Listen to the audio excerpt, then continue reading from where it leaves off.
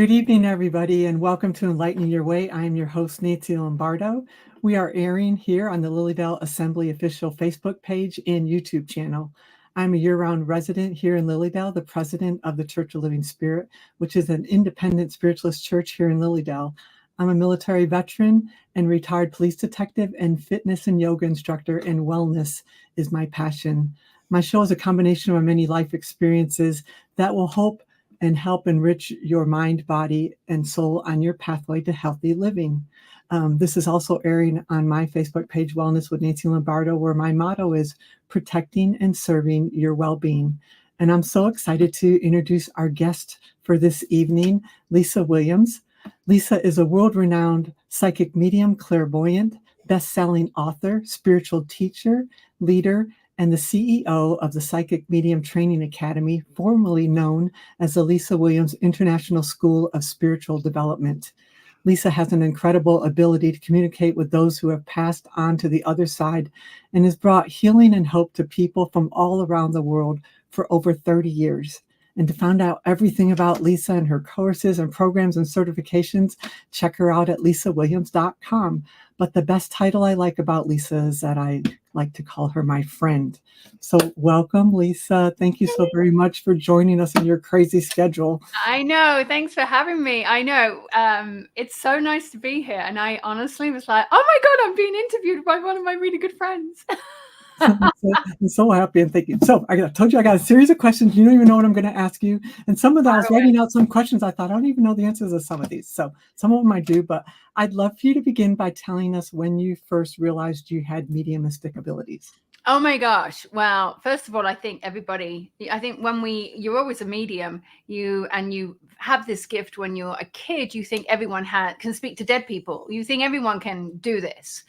I don't think I realized it was really a mediumship. Hey, I'm a medium. This is what I do, is when I was like 4 years old. So the first experience that I have now unlocked was when so let me backtrack. I was deaf up until the age of 5 in most of my childhood. So I couldn't hear, and my mum realized that I was lip reading, and I was getting around it, and I actually was not allowed to learn to read or write until I was about 7 years old. Or that's what they wanted me to do. But my mom defied that. And how she found out that I was deaf is I was looking actually outside, and I was waving at this man, and I lived in like this tall block of apartment buildings, what we call flats. And I'm waving at this man down there, and I could see all these flowers on the floor. And I never forget, I can go literally back into it. And it was all dark, and my mum had got the curtains shut. And she's like, Lisa. And of course, I couldn't hear. And she pulls me away, and she said, you shouldn't do that. She's wagging her finger at me. And I'm like, but there's a man down there waving at me. Well, little did I know that man was the funeral. It was the funeral. And that's what all those flowers were out. They were having this whole procession, this whole funeral. Because in England, you put all the funeral flowers out ready to put in the hearse. And I was actually waving at the deceased, whose funeral it was for. And it was a young man who died in a motorcycle accident. And I was like, he's on his motorcycle, he's on his bike. And yeah, I was trying to communicate because my communication skills weren't the greatest, obviously, because I was deaf. But yeah, it was really crazy. So you didn't understand that it wasn't a person, it was a person that was in the casket. Well, no, he was alive to me. Right, but that's what but that was the guy that the funeral was for. But what was interesting is that was my first time, but I don't think I recognized myself as a medium per se until I was probably 19, 20. Yeah, but I've just been doing this for a long time. Everyone's got dead people. What do you mean you can't see them? Did your grandmother not have abilities also? Oh, yeah, my grandmother was really good. In fact, my grandmother rocked it. She was amazing. She was the old-fashioned, I shouldn't say old-fashioned, but she was the old-style mediumship, very hardcore. And she was an amazing medium. And I used to have a lot of her clients come to me And I never forget this one woman. So funny. This one woman, she walks in very tentatively into my house, and she's like, and of course I'm like 24, maybe 25. And she walks into my house and she sits down. And I looked at her, I said, "Are you okay? Do you want a cup of tea?" Because in England, you solve everything with a cup of tea. Yeah. Solve everything with a cup of tea. And she said, "How old are you?" And I told her, and she said, "Well, you can't be very good, can you?" And I said, "Why?" And she said, "Well, you're too young." And she said, "I had this reading by this woman. She's dead now. And her name was Frances Glazebrook. You can't be any good as her. You've got a lot of..." Well, I walked out. I was really upset. My ego got a little bruised. I was like young 20-year-old. And I came back with a cup of tea and a picture of my nan. And I said, "Is this her?" And she said, "How do you..." "Yes." I said, "I'm her grandmother. She passed the gift down to me. Now it's up to you. You've got Frank waiting for you to chat with you, who's your husband. Or you can go and wait in the car." And I never forget saying it to her. And I was like, oh God, my poor ego. I would never address a client right now, ever like that. But I was like, gosh. But I was always compared to my grandmother. And my grandmother and she was a brilliant medium. Did your grandmother not see that in you at a very early age? Oh, yeah. She actually kept telling my mom and dad, "You're going to be, oh, our Lisa's got the gift. Our Lisa's..." My dad doesn't believe. Yeah, well, kind of didn't believe that. But my mom kind of convinced him. Well, I took him on tour with me, Nancy. Honestly, I took him on tour around Australia, and he searched every dressing room, every stadium. Not stadium, but a whole area, the arenas that I was playing in. And he searched for hidden microphones. He spoke to the staff. Have you fed her anything? He looked in my ear for an earpiece. And then on the final day, he sat next to somebody who was not supposed to come for a reading, who was very, very skeptical, and who I ended up reading. And he was poking. He's like, "Did she know any of that? How did you pay? Did you do credit card?" Blah, blah, blah, blah, blah. And he's like, and the woman's sitting there like gobsmacked. And she went, "No." And she's like, "I bought through her son or something." And my dad came up to me afterwards. He said, "I have to believe you now." Oh. And he said, "One, you don't lie." He said, "But two, that woman, I quizzed her." And I went, okay. So going back to your original question, my mum believed in it, but my dad did not. And so, but my grandmother told me at the age of 19, she's like, "You're going to continue with my gift. You're going to be famous." And I was like, whatever. "And you're going to be in America." Well, I had no desire to leave England. I was such a homebody. And here I am doing what she did. So she was right. She must have been good. Right? Yeah. I know you made reference to your grandmother being rigid or old-fashioned. You don't like to use that word. Why? And I've heard it so many times. There's the British way and then there's American way. Why do you figure there are two different ways specifically?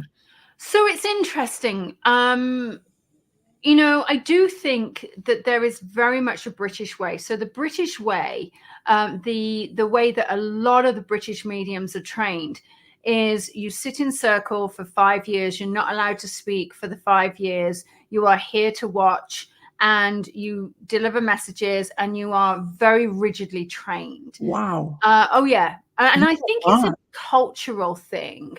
It's like we're very stiff upper lip, yes, no, maybe. And so I do feel that there is definitely an English style, definitely an American style, which is the American style is, let's just have a conversation. Let's free flow, and I do think I think it's really good if you can find a combination of the two, which, I've had to really kind of blend the two, if I'm honest with you. And I had to blend it because of the TV show, so if I went in really hardcore, I've got Tom who's got a broken leg and he died of a heart attack and he's your dad and he had blue eyes and he had brown hair and da da da da da da da da da da.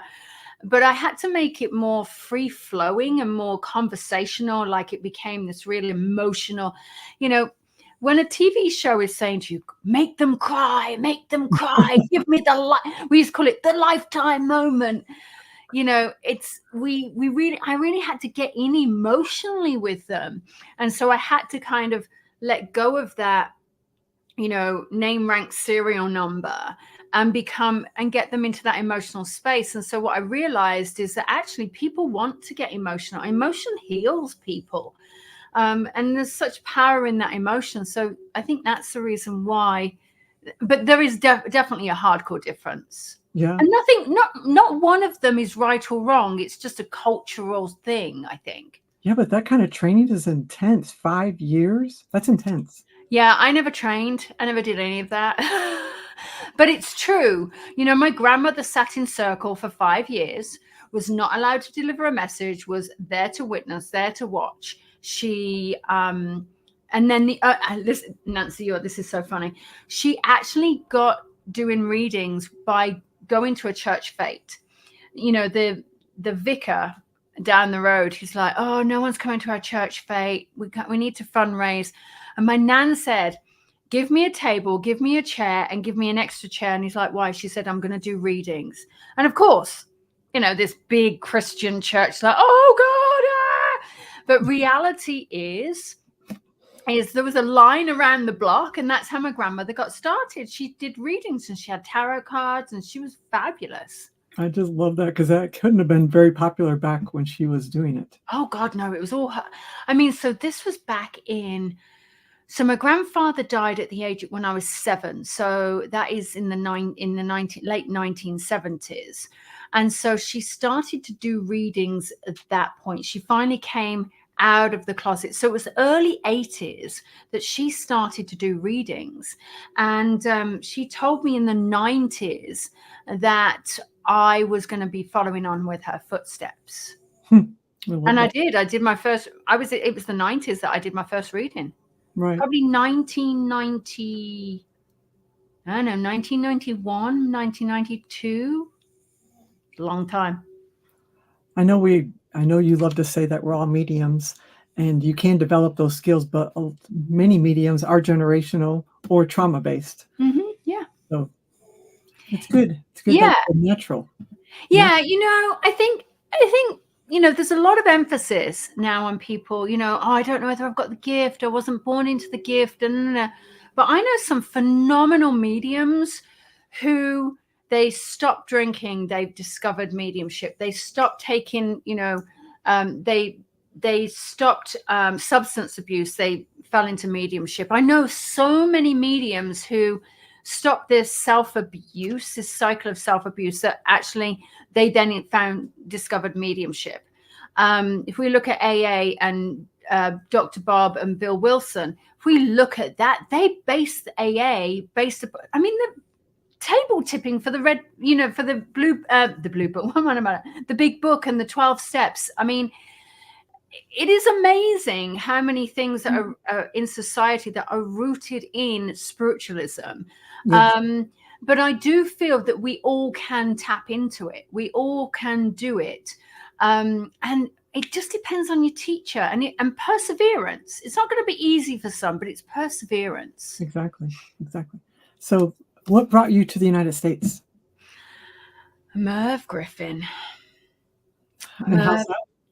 Well, let me backtrack. Here's what happened is my grandmother, first of all, said, obviously, you know, I was going to be in America. So you start looking for opportunities. Now, that was when I was 19. I didn't come to America until I was in my 30s. Wow. And so, you know, you stop looking for opportunities, and you stop, you know, thinking it's going to happen, and you stop all of that. And what happened is I read for someone very, very famous the day before my 30th birthday.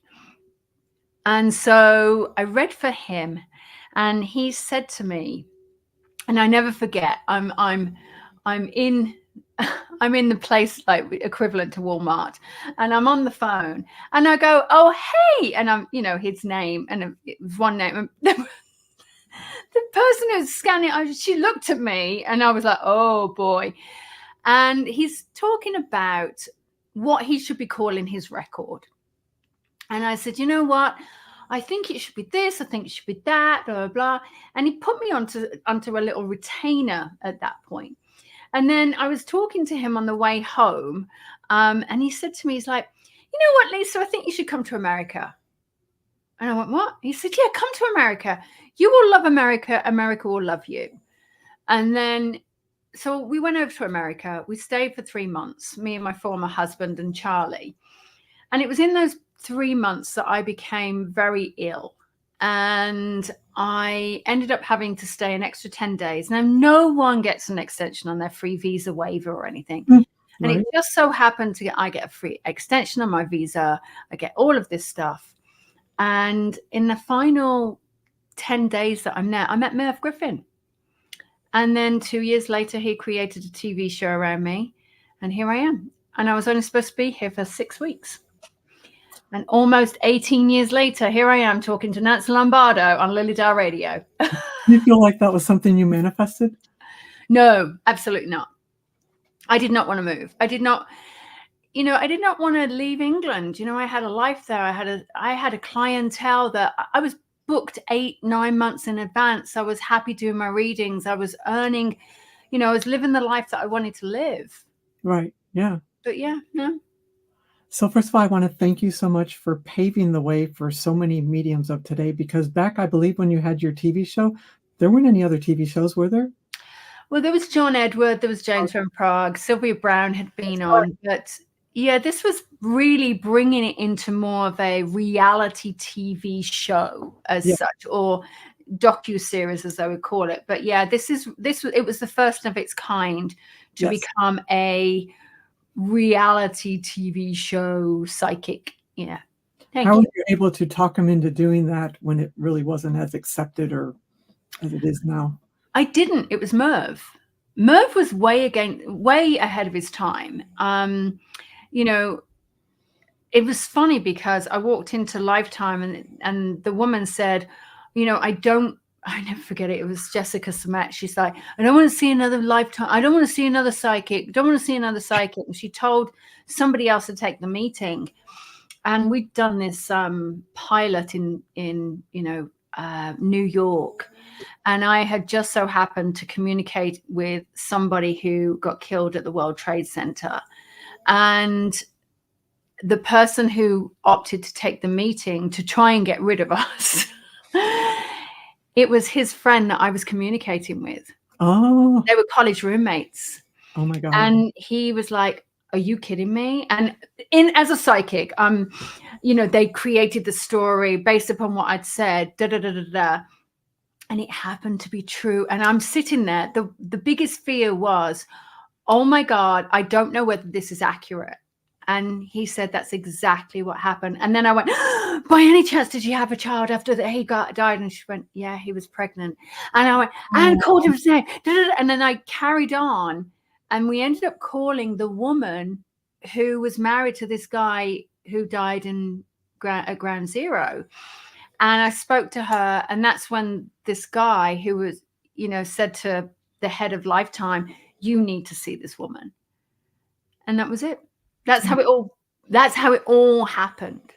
Yeah. I mean, that's a big thing. It was crazy. Yeah. It was crazy. Would you ever have imagined back then that the industry would have exploded as it is today? Well, it's hard to say. I think if I have to go back into when I was doing readings, back in the front room of my house, my old Victorian house, and I was having like 4 clients a day, 5 days a week, doing my parties, I would never have thought that it would have been like that. But then going on TV, I remember my assistant, my PA, saying to me, what are you going to do afterwards? And I said, I'll just go back to do my readings. And he went, your life is never going to be the same. And I'm like, this is not going to blow up. No one's going to want to do so. And I had no idea. And I thought at that point, when I started to see just the whole explosion of how the TV show went and everything else, and then you're going on Oprah and everything else, then I started to realize, wow, this is going to be a bigger industry than what we realize. And then the pandemic just made it even that much bigger. Yeah, it was crazy because the pandemic really did force the hand, and people were at home and people had the ability to kind of, still dive into something that they wanted to really explore, and it was amazing. It really, really was quite amazing. So, I just found it very interesting how it opened a lot of people up. And again, it was fear, anxiety, all of this stuff that I think it just tipped everyone over the edge, realizing I've got to start listening to my own gut instinct. And so they just found classes. Yeah, I've never been so busier than I was in the pandemic. You're like one of the very first ones that was up on Zoom, offering it on Zoom in an online class. Seriously, you were like, because you're so tech savvy, you're like, "Droop," and people came. Even I people that hadn't even heard of you or had known of you were there. Yeah, it was crazy. It was crazy. And I was teaching constantly, and I love teaching, but it was the pandemic, I think, caused a lot of people to have anxiety. So what I decided to do was go live every single day.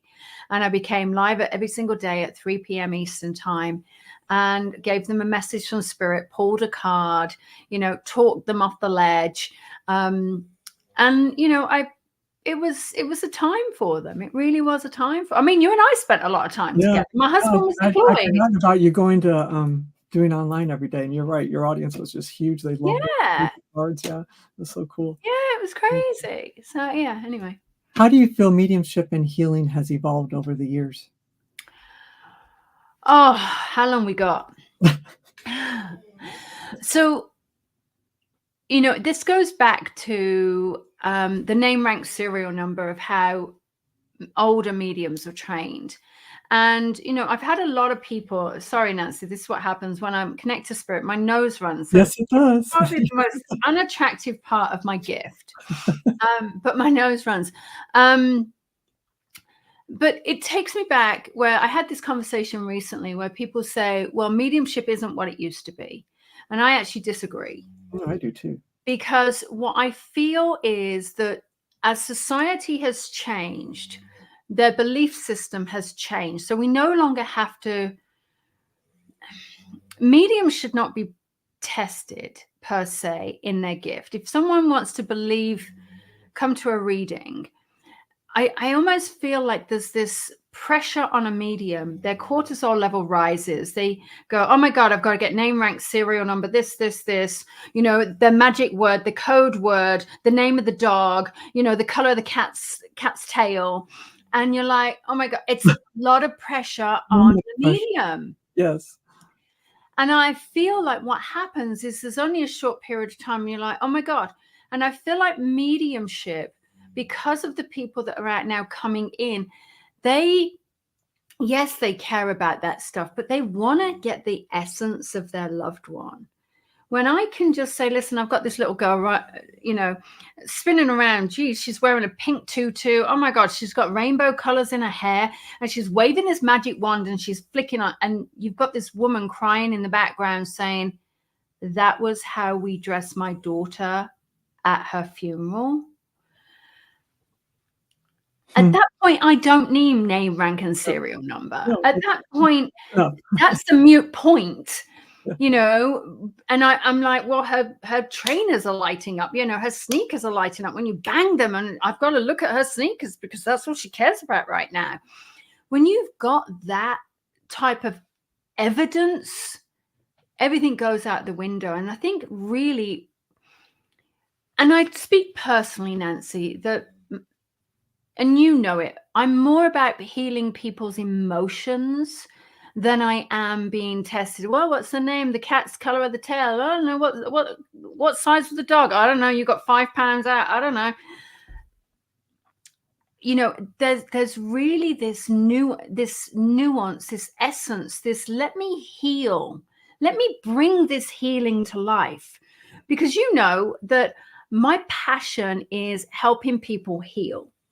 It is not about the part of it that, she used to wear her hair in pigtails or up. No, it's like my essence is grief And all of what has happened in our life gets held in our body, and therefore we need to release it. So mediumship is a healing component in itself.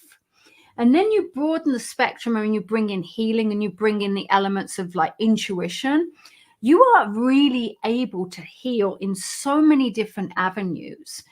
And so I think it's changed because one, society has changed.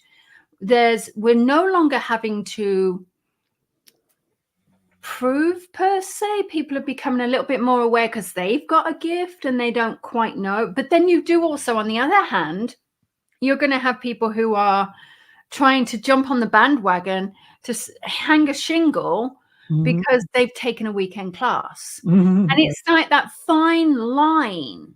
You know what I mean? It's that fine line. So I do feel mediumship has absolutely changed. And I do think we should be tested. And I do think we should be certified and accredited and registered and da-da-da-da. But I do feel there should be less of a pressure on us to perform like monkeys at a circus. But you're so right, though. When you're sitting with a person, a client, and you can catch the essence of that person, it's undeniable. You don't need all the other things. And they know it, you know it. That's all you need. And there are clients that, listen, I mean, I see a wealth of clients. There are clients that will literally say to me, you know, I had a client the other day, you know, she wanted to speak to her dad. She was, you know, I'm on Zoom with her. And she didn't tell me, but I've got your father here. He's coming through. This is what happened. Yada, yada, yada, yada, yada, yada, yada, yada. Evidence, evidence, evidence. I mean, it was hardcore evidence. And then she's like, well, we had a code word. If you can just get the code word, I'll trust you. And I get it. You know, and actually I pulled the code word out. I mean, I did get the code word, and I'm like, and I had to say to her, you're going to have to let me drop the code word in at some point. So in my head, I'm now feeling this pressure on the shoulders, and I'm having that pressure. And then out of nowhere, I literally turned around and I went, I don't know why, but he's given me these bananas covered in chocolate. And she went, are you kidding me? And I went, yeah. And she said, that's what I was waiting for. And I said, why? And she said, she said, he told me if he would come through, he would give me my banana sundae. That's great. Yeah, go figure. And I'm like, I have no idea, but I had to, and I think for any mediums out there listening, or any aspiring mediums, don't let your client pressure you, because it's going to drop in. You know, if you're literally, they're like, well, give me the code word, and you're like, oh my God, then you're in your head, and you've come from here, you've come from out of here into this, and you're like, oh my God, what is the code word? It's like the magic password. And then you're in your head. And I always say to my client, listen, if it drops in, it's going to drop in. So let me just allow myself to fly. And then it did. Awesome. It's crazy. Yeah. So you went from overseas to California. How did you discover Lilydale? So I was asked to be season highlight. And this was such a funny story, because I had Sharon Klingler ask me. I had Jason Hawkes from the Ghostbusters, Ghost Hunters ask me. I had, who else did I had everyone ask me. And then I finally wore down after a couple of years, and I agreed. And Sue Glazier contacted, and I think it came via Goethe. Sue Glazier and Sharon Klingler and her sister Sandy. And I said yes.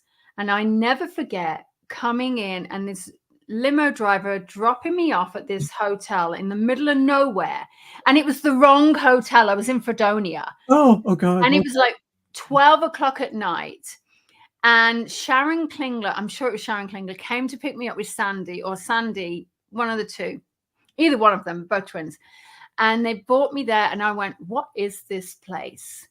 And it was packed, and it was like, oh, and I just sat wondering what was going on. And then I found Lilydale, and then I kept coming back and kept coming back, and I kept staying above the assembly hall until one year I went, I can't stay in the assembly hall again, because I had all this activity happening. I wasn't sleeping. Listen, anyone coming to Lilydale, you're going to have activity. And I remember saying, I'm going to find a different place. And that's when, and I'm probably going on a little further about this story. And that's when I found a house, which now happens to be Aurora House. And it was actually Natalie. She let me stay there. And it just so happened that my house that I now own was up for sale. And I shouted across the porch and went, can I come and look at that house? Don't ask me, but the words just came out. And I ended up moving to Lilydale. In one of the most famous Three Sister houses, and the most photographed house. Yeah, it's crazy. So quaint. Yeah, it is. And I think it's the Buddha that attracts everybody. Oh, everybody loves your Buddha. Yeah. It's the biggest Buddha in Lilydale for sure. Yeah, it's crazy.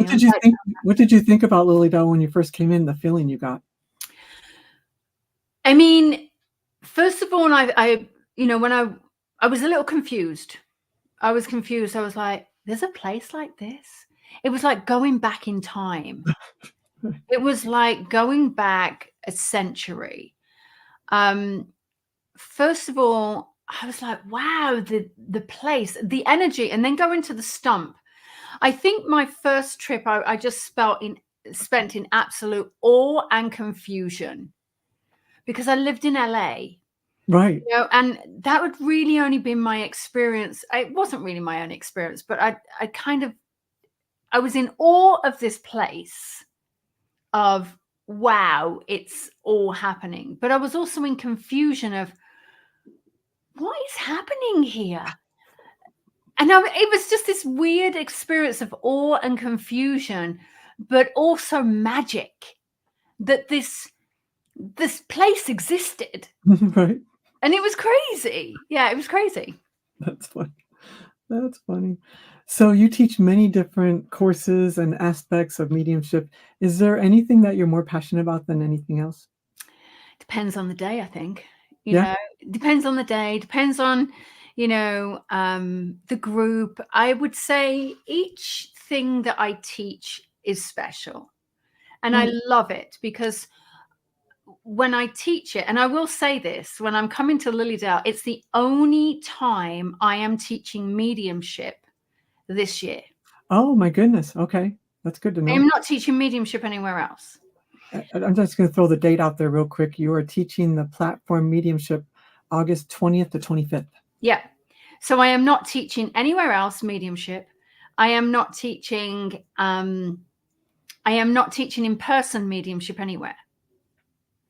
And so this is a really big deal for me. I just said to my staff, I went, this is a big deal for me, because I'm not teaching it anywhere else, where previously I've been teaching it online. And even though I've got my certified spiritual advisor course coming up, it's not the mediumship component. It's all the intuition component. So I'm not teaching mediumship anywhere apart from a few circles. So it's a big deal for me. So I think whenever I teach mediumship, it's really, I throw myself all into it, because I try to allow people to become themselves. And I think no matter which course I teach, right now I'm really passionate about healing, because I'm teaching a healing course. I'm teaching something about dying, which is called Dying in the Light, which is about how we transition, how mediumship can help that.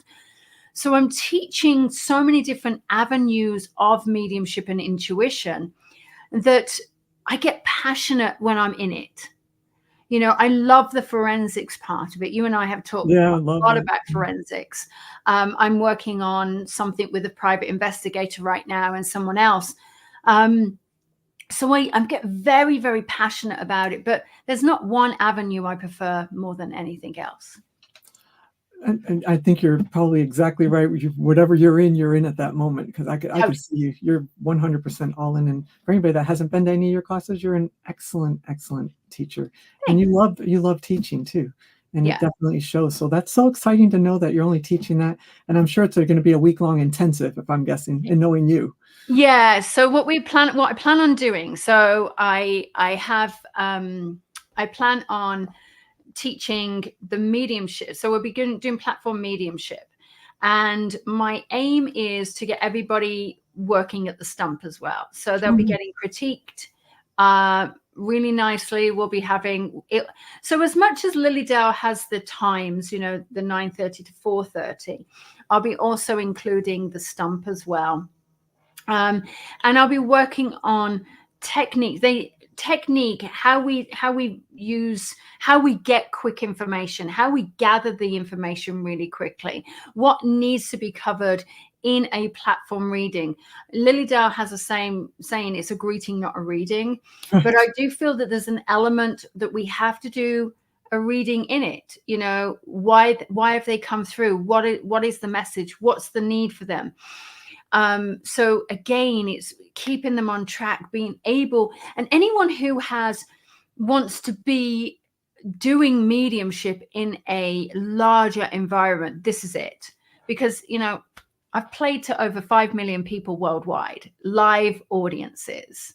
5 million people is a lot of people. So I know how to handle audiences, the nuances, people's differences, In all different countries. Yeah. Having someone that doesn't speak your language. Right. That's hard. Yeah. So that's crazy. Yeah. And then on Saturday, the 24th, you will be doing message service here in our auditorium. Yeah. So I'm actually doing the message service, which I'm excited to do. And I just, and it's just my way of giving back to Lilydale, because I think, Lilydale is a 501c3, and I don't know whether people realize it, but it is a charitable organization. And it is really about giving back, because everything that they see, even though they pay gate fee, they are coming in and, we're giving back into the community, because Lilydale is all about service. And look at what we do. Yeah. It totally is all about service. That. Yeah. For sure. What has kept you so committed throughout all these years? Oh my God, Nancy, that's a tough question. So it takes me back to a situation that you and I have spoken about, a circumstance that happened a couple of years ago, where I almost left mediumship. I almost left it. I almost walked away. And what kept me committed were the people. Were the people that needed the healing. Because I was very bullied in a situation where, and I was bullied in a weird way, but this bullying, what it did is it made me realize that I had left what I was passionate about behind. And what I was passionate about was the healing of others. I was too busy listening to the loudest voice going, ee, ee, ee, ee, ee. And this is what I say to any medium: listen to yourself. So I was listening to other voices, and I think really how it heals other people, how they come in one person and they go out crying as a completely different person, and healing and realizing and just being able to heal from childhood trauma, from someone passing suddenly, from,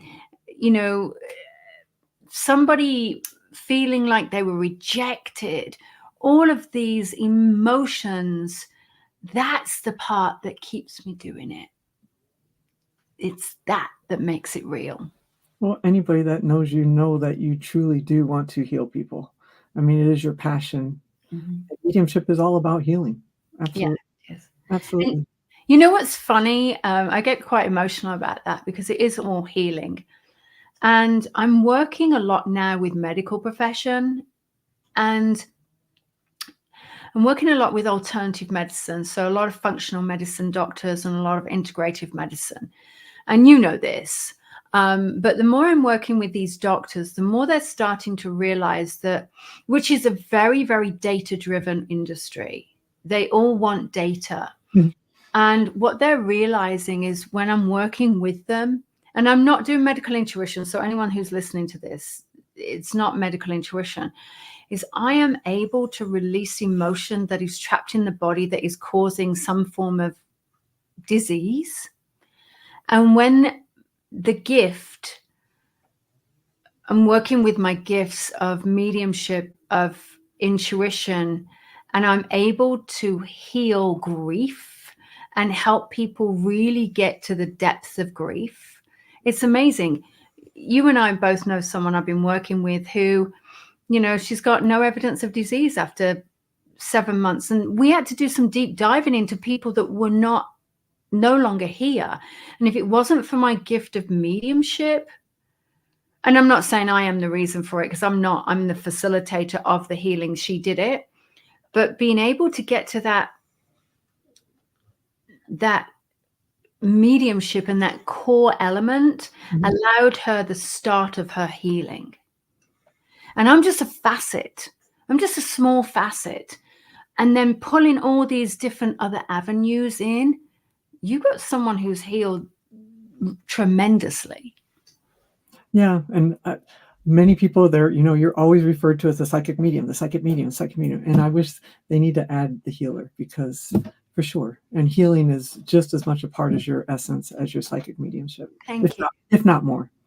Well, it's funny because I've been thrashing around titles, because I feel like psychic medium has become too narrow for me now. And yeah, you know, it's so I do a lot of coaching. I do a huge amount of coaching, a huge amount of healing, and like I said, I've now actually become a consultant for a medical organization, an alternative integrative medical organization, which is very, very well known and world renowned. So I'm actually on their advisory board, and it's very narrow. So I do feel healing is such a big component now, and it's actually become more widely accepted in the healing profession. Oh yeah, people are Medical, really wanting it, for sure. Yeah, and the medical profession are open to it too. Absolutely. Holistic stuff's all in the hospitals and everything else now. So. Well, this is really funny, actually. So I was actually chatting with a friend of mine, and he has asked me to go in, and he's asked me to be an advisor on the residency program in California. And he said, I mean, I never forget him saying these words, and he's a doctor, and he said, Lisa, I want you to come in and teach a component. What is it that you would like to teach these young medical people before they become a doctor, before they get into their own space? What is it that you want to teach them on energy that you wish that they could learn? And I went, really? And he went, giving you carte blanche to do what? And I went, oh my God. So in September, I'm actually having the ability to go in and teach a part of the residency program on energy. Oh, that's awesome. Yeah, it's crazy. That is awesome. Yay. Well, such a positive note to end this on. Like I said, your Platform Mediumship's August 20th to 25th, and then you will be on our stage here the August 24th, and there's tickets all available on the Lily Dell Inc. page. So please come take Lisa's class, come watch her work. You won't regret it, I guarantee you. Post any questions you may have here, and we'll go back and look at them and answer any questions you might have. Thank you so much, Lisa, for doing and joining me this evening. Thank you all for joining us. Please check back here on this page for everything that's happening at Lily Dell. Also, like my Facebook page, Wellness with Nancy Lombardo, and my Instagram, nancy.k.lombardo. Thank you so much, Lisa, for being here. Thank you for joining me, for sure. Thank you for having me. Yeah, I'm protecting and serving your well-being. Good evening, everybody.